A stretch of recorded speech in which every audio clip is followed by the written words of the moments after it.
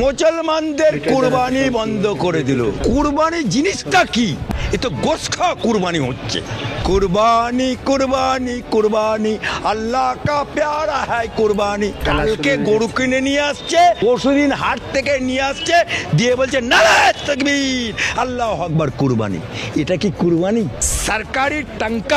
সরকারি টঙ্কা ওটা যখন পকেটে পড়বে মাদ্রাসার শিক্ষকরা করে ৮০,০০০ টাকা ১,০০,০০০ টাকা, তখন ওখানে তো লেখা থাকবে না শুভেন্দুর নোট, বিজেপির নোট, গান্ধী, ওই টাকায় তো গোস্ত, ওই গোস্ত হারাম সুরুয়া হালাল, মানে গোস্ত খাবো না, সুরুয়া খাবো পু পু করে, সরকারি মাইনেটা পকেটে পড়বো।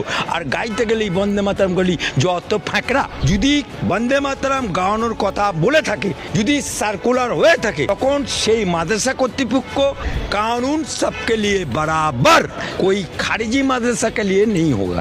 ये सिर्फ কোনো মুসলমানকে বলুন তার 7 পুরুষ কে ছিল, গুণে হিসাব করে যদি দেখাতে পারে, আমি তার কাছে নতজানু হয়ে গুরু স্বীকার করব।